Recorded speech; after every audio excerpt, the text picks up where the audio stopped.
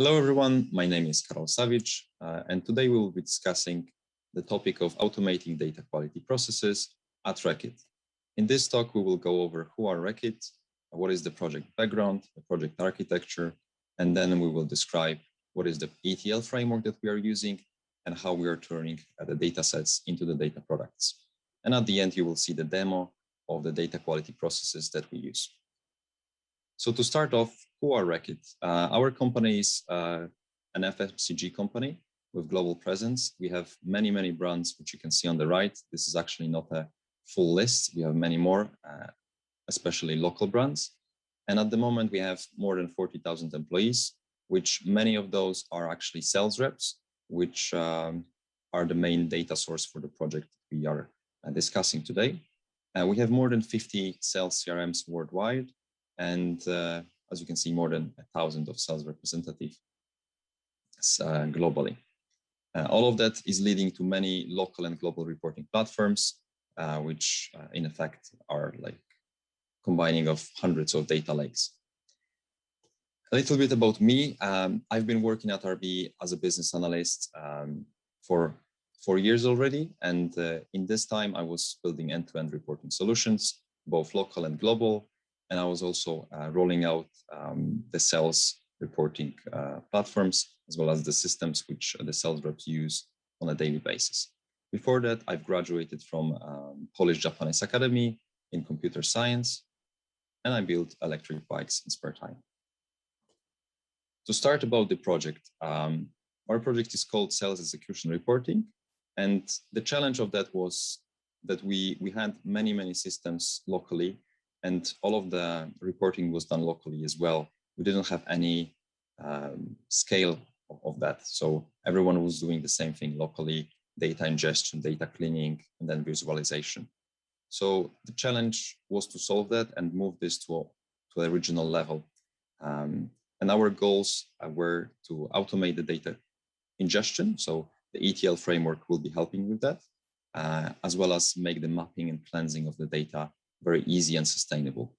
And at the end, we will get the model which is combining all of the data sources as well as clean data ready for analysis, so that every new project can start from the base that we built, not have to redo the whole thing again. To go over the architecture, we've splitted this to 3 slides, each representing the bronze, silver, and gold layer of our architecture. This is also adhering to the guidance that Databricks is giving. And on the bronze level, we do not really process anything apart from archiving the data. On the silver layer, this is where all the magic happens. And this is where the ETL library that we've built is first ingesting the data.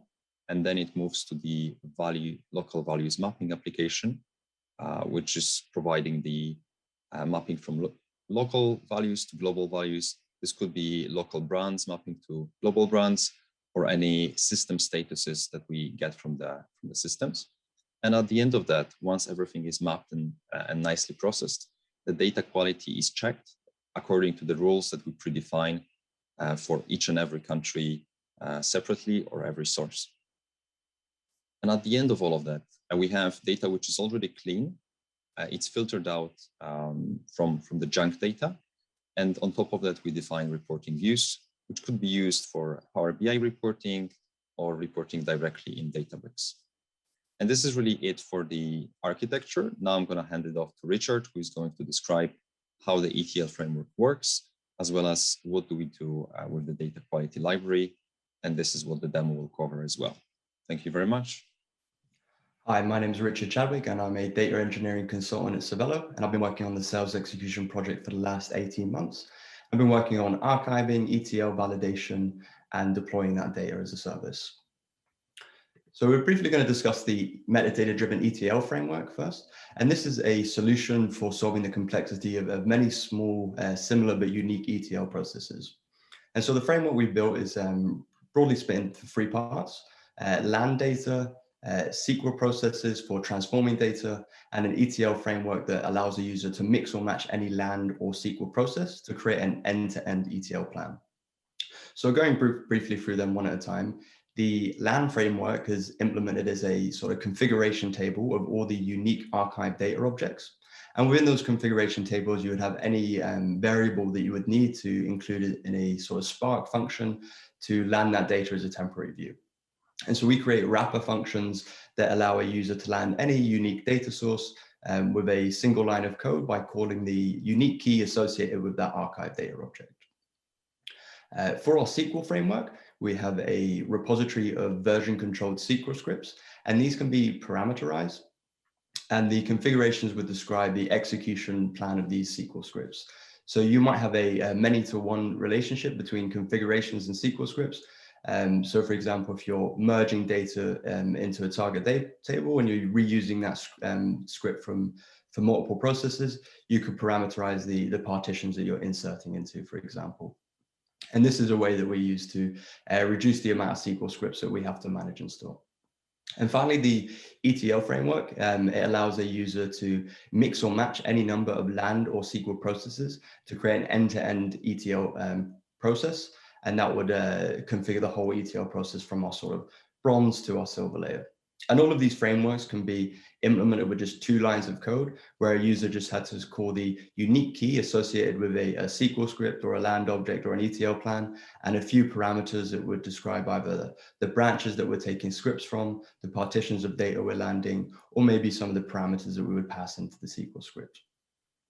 So the benefit of this metadata-driven ETL framework is one where configurations double up as documentation. And so a wide range of stakeholders can have an easy view of what's happening. And because of that low code execution, they can also participate in that as well. So data engineers can set up a few kind of lead by example, and then more analysts and engineers can contribute to those ETL processes by seeing how those configurations result in end-to-end transformations. Another advantage of reducing the complexity is that our ADF pipelines or pipelines for orchestrating these end-to-end processes are quite simple. So they're often just a lookup on a configuration table and then a for loop around a single Databricks notebook. And that could be executed sequentially or concurrently, depending on the needs or sort of demands of your data. And we want to take these benefits of the metadata-driven ETL framework and apply them to creating a data product. And what do we mean by that? We mean an accurate data dictionary, data objects with good naming conventions, data types, and a sensible ordering to their columns, value mapping, and data quality tested against expectations, and a strategy for remediating those data quality failures. And all of this will contribute to adhering to any service level agreements you want to set for the data products that you're servicing your analysts or your dashboards or anything like that. So without further ado, we're just going to skip into our demo where we'll go into more detail about how we use configuration-driven processes and configuration-driven SQL to execute these data quality processes that turn a data set into a data product. So you can find all the code here. If you have any questions, you can comment on this GitHub repo or ask us after the demo. So just going to skip to the demo now. So welcome to the demo section of the presentation. And the GitHub repository that we shared contains 8 notebooks, and they're available as a DBC archive. So you can upload them into your Databricks workspace, and you'll be provided with these 8 notebooks. If you execute them chronologically, you can replicate the demo in your own environment. So I'm going to skip past these first and second notebooks. All we've done in them is create some sample data using internal Databricks datasets, so anyone can execute that notebook and have that same sample data. And in the second notebook, we created some empty dictionary tables to populate our data dictionary information with. And so we can see those tables here. We've got sample data, which 3 of these are delta tables and 1 is a view. And we've got our dictionary tables. 1 is going to be for column metadata, so stuff like data types, and 1's going to be for table metadata for stuff like create statements and file locations. So in our first automated data quality process, we're going to look at populating our data dictionary using our metastore. We have all the information we need, but the problem is that we can only access them sort of one data object at a time. So we can do stuff like show tables from a schema, or describe detail of a table, or show the create statement. And what we want is a view of the whole schema in one temporary view. And if we have that, we can execute a SQL process that will update our data dictionary. So that's what we're going to create in this notebook. And we're going to do this by creating a function that will take a list of databases as an argument, and it's going to identify all of the tables in those databases, and it's just going to run a for loop through those tables. And each of those loops is going to pick up one section of metadata. So we're going to have one that picks up the column metadata, one that picks up the table metadata, and one that picks up the create statements. And that data is going to be conformed using pandas data frames, converted into a temporary view, and in that way we land it to make it available for a downstream ETL process. So I'm not going to go into too much detail about how these functions work, other than the fact that it's just sort of Spark commands, describe commands, Spark catalog commands, some pandas and string manipulation. But this is commented and you can check this out on your own time. But once we've defined this function, it allows us to land our metadata from the metastore with a single function call. And so we're just demoing that here, and we're landing the metadata for the sample data schema. So we can see our table metadata here, and we have the file location for our tables, the number of files they take up, the size in bytes. And we've also inferred some information where we don't have it. So for example, the big loans, which is a view, we don't have a file location, so we're just going to populate that with the string none. All of these nones would actually be a null, but pandas doesn't support that, so none is kind of a temporary landing string instead of null, and we'll replace that with a null in the SQL script that will populate this into our main dictionary. So we've got our table metadata, we've got our column metadata, so our column names, data type, is it nullable, is it a partition in the table, and we've inferred that ordinal position based on the ordering of the columns we have in a describe table statement. And we've also got our create metadata. So these are just the create statements associated with each table. So with one line of code, we're able to land this data, and using a bit of a SQL script here, we're just going to persist this in our dictionary tables. So the create table statements and the table metadata will go in the table dictionary, and the column metadata will go in the column dictionary. And so all these SQL scripts are doing is converting those nones back to nulls, providing like a unique ID for the column by concatenating the database table and column name together, and putting that into the target dictionary. It's also going to perform an anti-join against the target to identify which data objects columns have been deleted, and it's going to update them with an isDeleted flag. So now we can see if we query our column dictionary, we have all our columns specified and all the metadata for those columns populated in our dictionary. And then we're going to do the same for the table metadata. We're going to join the create metadata with the table metadata so that we can store it all in one delta table. And again, we're going to perform that anti-join so we can update isDeleted values. And so what we have there is a repeatable process now where you can execute this notebook daily using a job, and that will provide you a automated and up-to-date data dictionary with all the metadata that's available in your metastore.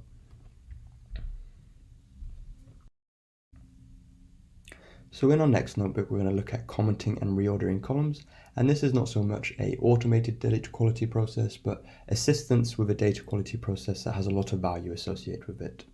So on our last notebook, we were doing this daily job that could update our dictionary, and as part of that update, it would ingest the comments associated with any of the columns, and it would provide a user a sort of a useful thing that would help speed up their time to insight when working with any data set. So arguably, comments around columns are one of the most important components of a data dictionary. So we're in this situation where if we apply these comments to our table, we're going to hit two birds with one stone. We're going to get those comments available on our tables for users to see with describe commands, and we'll also have this centralized dictionary of all our comments collated in one place. Now the challenge with applying these comments is these replace column statements that allow us to reorder the columns or to add comments to columns. They're pretty close to creating the table. And so I've got an example here, and what you'll see is that you have to specify the data type of each column, and you have to apply your comments, and you cannot miss any of the columns out because it's the equivalent of dropping a column, which you can't do. And so it becomes quite a challenge to get these commands together. And so what we propose in this notebook is just something that's going to help you with that.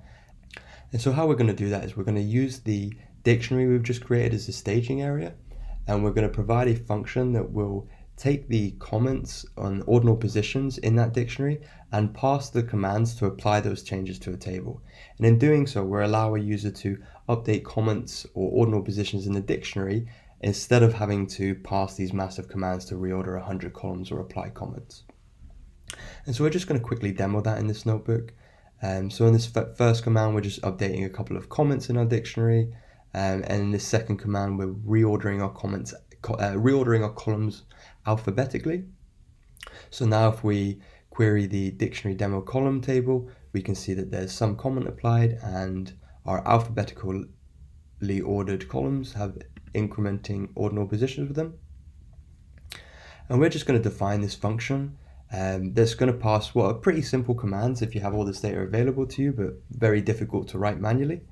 And again, it's just a few Spark commands and some string manipulation. Only about 50 lines to this function.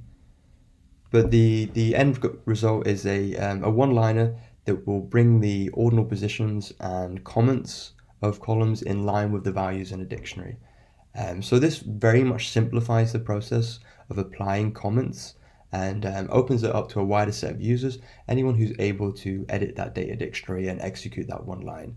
And this is something that if you put the investment in up front, it's going to provide significant value to your data products down the line in a year or two. If you imagine a whole data model with every column commented, would be quite a valuable proposition. One thing we can't do is apply comments to views after they've been created. And so an easy way is to get those comments to views is with comment inheritance. So in our first notebook, which we skipped past, we created this view, big loans, which was just a select style over where clause. And what we're going to do is just recreate that view in place. And after that, if we describe it again, we can see that the ordinal positions and comments have been inherited. So this is very convenient for documenting views as well. Moving on to our fifth notebook, we're going to look at configuring data quality tests. So the objective here is just to create some configuration tables that contain with them all the parameters that we would need to execute data quality tests.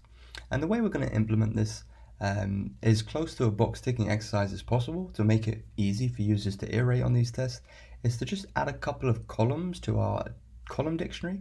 One of those columns will be for a null test and one will be for a length test. And then we're going to use these columns to create views that will be the configuration tables. We're also going to add a key column to our table dictionary that will allow us to establish the unique non-null keys for each table that will help us carry out those tests. So you can see in this command here, we're adding the null test and length test column, and for the table dictionary, we're adding the key column. We're updating the value of those keys in the table dictionary.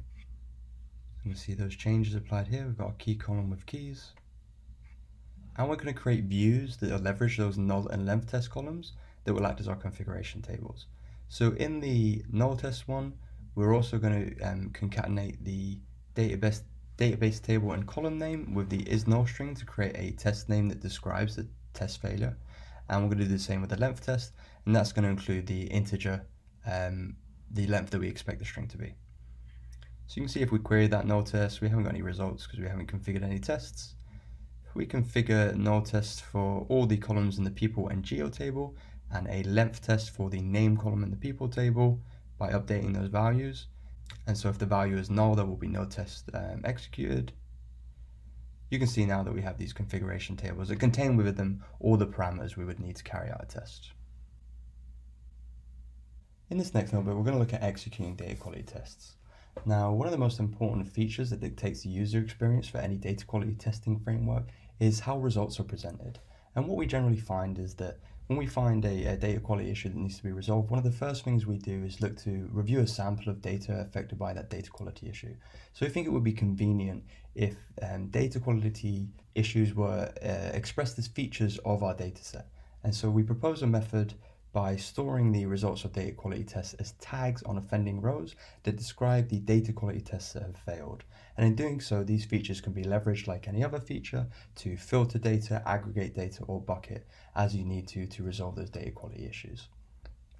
So to achieve this, we're going to add a list type column to every delta table, and we're going to call that data quality tag. And we're going to create a parameterized SQL function that, similar to our previous processes, will leverage the configuration tables to populate SQL queries that will execute a SQL plan that will populate this tag column with our failed data quality tests. So I'm not going to go into too much detail about this function. Again, a lot of string manipulation, but an important component of this is creating the case statements to describe a test. And so you can see here is our sort of null test case statement. Case when value is null, then fail, else pass. And the way the SQL query works is it just concatenates a bunch of these strings together to perform a large suite of tests, and it collects them all into a single array, and it will be using the unique non-null key of the column to merge those results back into the target.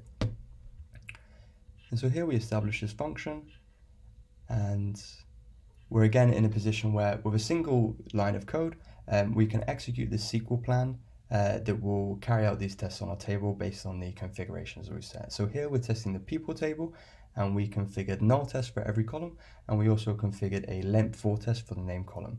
And I'm just going to quickly walk you through the SQL plan. So what we're doing in our first query is we're staging our results, and you can see the concatenation of all these case statements that each express an individual test. Secondly, we're going to make sure that our unique non-null keys are actually unique and non-null. Where that's not the case, we won't be able to write the results back to the table, so we're just going to hit it with a key not unique tag in the case where they are non-unique results. And then finally, we're going to merge those results back in, and we're going to quickly update the tag column with a key not unique for any instance where the unique key columns are null, because we wouldn't have been able to merge them whether they were duplicate or not. So after executing this process, we can see that we have now data quality tags on our people table, and we can see that one of our records has failed the test. Name is not length for. So we have, again, with one-liners, we can implement this for the geo table, and we can see that we have some results here. We've got is null values, and we can also see we've got key not unique values. And this key not unique tag is effectively blocking any other test from taking place and should be considered the worst of all failures, non-unique records.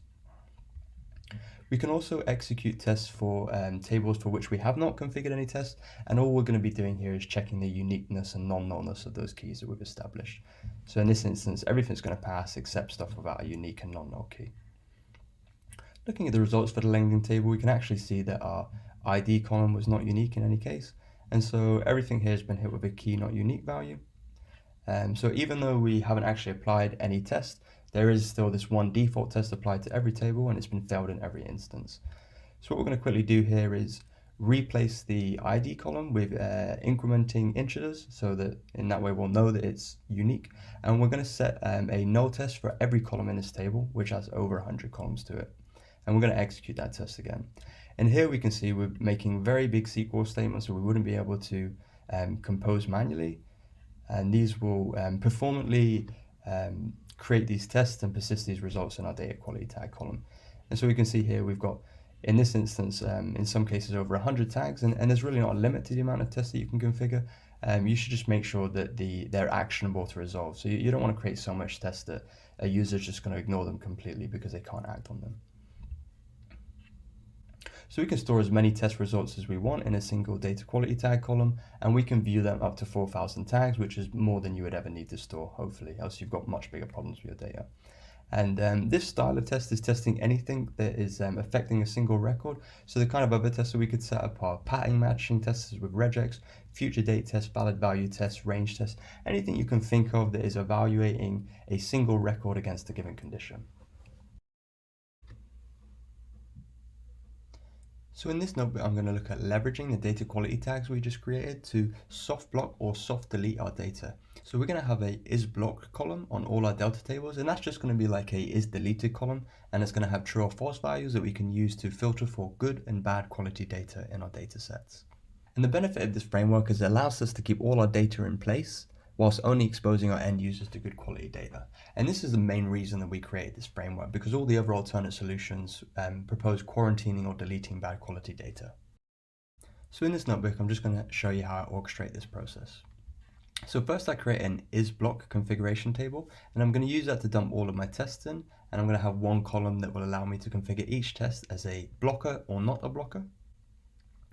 Then I'm going to create a SQL process that will update this table, and I should execute this every time I change one of the values in my null or length test columns. And this will bring the values of my isBlock configuration table in line with the configurations that I have set in my dictionary column table, as well as including that key not unique test. So you can see we've populated our isBlock config table with all our tests, and we have a default value for null as isBlock, and that's the equivalent for false. If we set that value to true and that data quality tag is present in the data quality tag row, then that record will be soft blocked or deleted, soft deleted, however you want to phrase it. So we add the isBlocked column to all our delta tables. We define a function that will pass an update statement based on the values in that isBlock configuration table. And we update our key not unique test to be a blocker. And I would advise that all the key not unique tests are blockers, because these could potentially block other test failures that are blockers. And so this should be considered the worst test failure of them all. So we execute this function on our geo table, where we have only blocked the key not unique tag.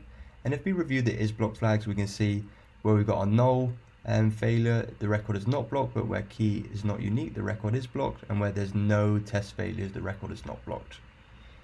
So we can update our isBlock table to make all the tests in geo blockers and execute this function again. And now we can see that any record that has a test failure associated with it has the isBlock flag set to true. So we could create views on this table, select star from sample data geo where isBlocked equals false, and that will create us a table of good quality data that we can give to an end user. And that will also inherit the comments associated with that table. So if we've documented the underlying table, the view will also be documented. So moving over to the final notebook of our demo, we're just going to have a look at how we orchestrate mapping local to global values for our entire data model. And this is something we do when translating values to English or conforming categorical values. So the best way for me to explain this is to give you a little look at the mapping data model that we have created and walk you through how these configuration tables interact with each other. So here we have our table set up, and we start off with our column mappings table on the far left. This is a delta table, and this we're just going to define the source and target columns for our mappings. And using this table, we're going to pass a create view statement that will be a union of all our source columns unique values.